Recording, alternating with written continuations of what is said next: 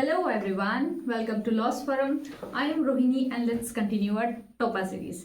तो आज हम देखेंगे Ahmad municipal corporation versus Haji Abdul Gruffudd case. तो इस केस में हम लोग कीवर्ड की अगर बात करें तो ये section 3 of transfer of property act पे बेस्ड है। Notice, constructive notice and the municipal corporation, तो ये कुछ कीवर्ड है।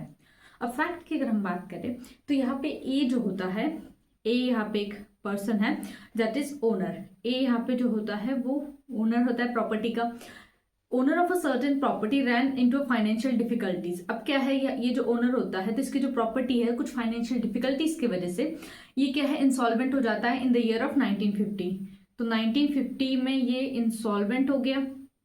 उसके बाद क्या होता है, अब ये जो है अपनी प्रॉपर्टी जो है वो मोर्टगेज कर लेता है।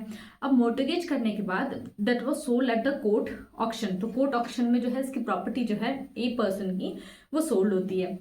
मीनवाइल क्या होता है, अब ये 1950 की बात है।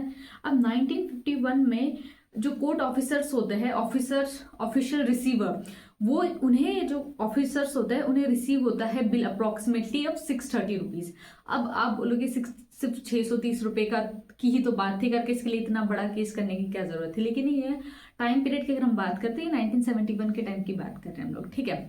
तो यहाँ पे क्या होता है कि ये जो बिल है ये 1950 में ही जो ऑफिसर्स होते हैं उन्हें ये इसका बिल का पता चलता है। ओके, अब इसके बाद क्या होगा, दैट पर्टेन्स विद पर्टेन, ये जो है टैक्सेस होते हैं from the municipality and he sought that a court permission to sell the property to pay the taxes. तो ये बात होगी यहाँ पे। Then after the neither the official receiver to canny action, तो ये जो जब उन्हें नोटिस मिला इस चीज का, तो ना यहाँ पे ना तो ऑफिसर्स ने कोई एक्शन लिया यहाँ पे, ठीक है, ये जो पेमेंट ऑफ टैक्सेस से रिलेटेड। अब ये क्या होता है, जब ऑक्शन में ये जो प्रॉपर्टी है ये सेल हो जाती है, यहाँ पे जो प्लेंटिफ है उसको सेल हो गई है।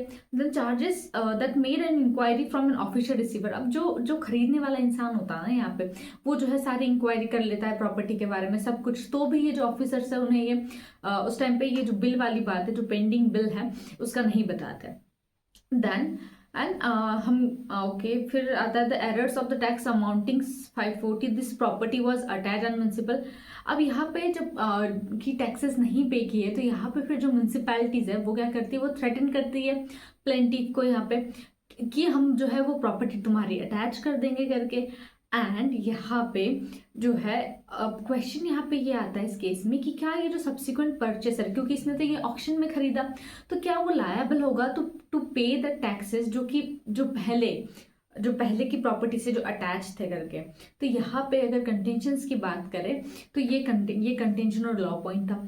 अब लॉ पॉइंट्स की अगर हम बात करें तो सुप्रीम कोर्ट ने कहा, जब एनालाइज किया दिस कॉन्फ्लिक्टिंग जुडिशियल डिसीजन, तो सुप्रीम कोर्ट ने यहाँ पे एक कंस्ट्रक्टिव नोटिस की बात की कि कंस्ट्रक्टिव नोटिस क्या होता है and could be imputed on the plaintiff. तो ये नोटिस की बात किया उन्होंने, कंस्ट्रक्टिव नोटिस की बात की कि ये सब चीजें क्या होती है, ठीक है। अगर हम नोटिस की अगर हम बात करते हैं तो सेक्शन 3 है, section 3 of transfer of property act. तो नोटिस, तो सेक्शन 3 के अकॉर्डिंग हम नोटिस की बात करें तो person is said to have a notice. तो कब माना जाएगा कि किसी पर्सन को जो है किसी चीज का नोटिस था, when he actually knows the fact। मतलब लेट्स से कि कब मान लेंगे कि भाई मुझे किसी पर्टिकुलर चीज का नोटिस था, जब मैं वो फैक्ट जानती होंगी, या but for the wilful abstain from inquiry, जबकि मतलब कि लेट्स से मुझे कोई फैक्ट पता है, मैं फिर भी जानबूझ के जो है उस चीज के बारे में इंक्वायरी नहीं कर रही हूँ, सर्च नहीं कर रही हूँ, ठीक है, या फिर मेरे एंड पे कोई ग्रॉस नेग्लिजेंस है, देन वो जो है किस में आ जाएगा कि भाई आपको नोटिस था इस चीज का फिर भी आपने वो चीज नहीं की करके।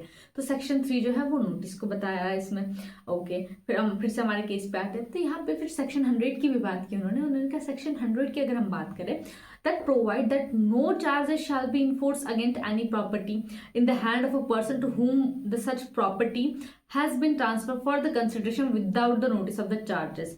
मतलब कि यहाँ पे जो है आप जो है सेक्शन 100 के अंदर जो है कोई चार्जेस नहीं लगा सकते उस ऐसे इंसान पे जिसने की प्रॉपर्टी खरीदी है एक प्रॉपर कंसिडरेशन लेके और उसे जो है कोई नोटिस नहीं था इन चीजों का। अब सुप्रीम कोर्ट ने कहा, अगर हम बात करते हैं कंस्ट्रक्टिव नोटिस की इस केस में, तो कंस्ट्रक्टिव नोटिस जो है ना डिपेंड करता है अलग अलग फैक्ट और सर्कमस्टेंसेस पे। आप एक ऐसे क्राइटेरिया बना नहीं सकते कि ये चीज़ें फुलफिल कर दी तो भाई ठीक है मान लेंगे, नहीं। हर एक केस का जो है एक अपने एक अलग फैक्ट होते हैं, सर्कमस्टेंसेस होते हैं, तो उसके अकॉर्डिंग ही डिसाइड किया जा सकता है कि क्या क्या नोटिस था, कंस्ट्रक्टिव नोटिस था कि नहीं था। ठीक है। देन कोर्ट ने कहा कि there is no reasonable ground for assuming that there might be an errors he had been made a general inquiries. मतलब कि हम जो कोई यहाँ पे रीजनेबल ग्राउंड दिख ही नहीं रहा है कि भाई जो यहाँ पे प्लेंटिफ है उसने जो है इंक्वायरी की है और फिर भी कोई चांस हो बाय चांस कि उससे पता चल जाए करके। और सेकेंडली यहाँ पे जो ऑक्यूपेशन है टेनेंट का, he could be reasonably assume that dues if any might paid up. मतलब यहाँ पे जो प्रॉपर्टी है इसके पहले वो वहाँ पे जो है टेनेंट रह रहे थे, तो ये हम अज्यूम करके चलेंगे कि उन्होंने जो है बिल जो है जो ड्यू था वो पे कर दिया होगा करके।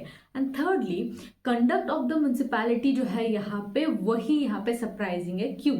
दे did not pursue the matter after sending the notice to the, क्योंकि यहाँ पे जो ऑफिसर्स थे, मैंने बताया कि ऑफिसर्स को नोटिस था इस चीज का, ऑफिसर्स को ये बिल के बारे में पता था, ठीक है, बट फिर भी उन्होंने जो है ये नहीं बताया। तो यहाँ पे जो नेग्लिजेंट है वो जो पर्सन जो प्रॉपर्टी खरीद रहा है वो नेग्लिजेंट नहीं हुआ है यहाँ पे, ठीक है, ऑफिसर्स हुआ है। तो वो जो पर्सन है वो तो क्या है, एक बोनाफाइड परचेसर है। देन प्लेंटिव, उन्होंने कहा जो प्लेंटिव है हमारा ये एक बोनाफाइड परचेसर है विदाउट एनी नोटिस एक्चुअल या तो इसके पास कोई तरीके का नोटिस नहीं था, ना तो एक्चुअल ना तो कंस्ट्रक्टिव नोटिस, ठीक है। And the fact of the existence of the tax therefore he could not be made a liable for the pay, क्योंकि उसे पता ही नहीं था उस टाइम, तो आप उसे लायबल नहीं कर सकते हो कि वो टैक्स पे करे उस चीज का। जजमेंट की अगर हम बात करें तो जो क्वेश्चन है liability of the subsequent purchaser to pay the past errors of the municipal tax, judicial opinion was divided until it was settled in this. Okay, तो इसके पहले तक क्या था कि जुडिशियल ओपिनियन जो था ना वो दो इसमें था, कुछ जजेस जो है इसके फेवर में थे कि नहीं ये जो परचेसर होगा सब्सिक्वेंट वो पे करना चाहिए करके। तो लेकिन इस केस में ना एक उन्होंने बार सेट कर दिया, ठीक है। आई होप ये केस आपको समझ में आ गया होगा। इसमें कुल मिला के आपको नोटिस और कंस्ट्रक्टिव नोटिस की ही बात करनी है। Thank you so much.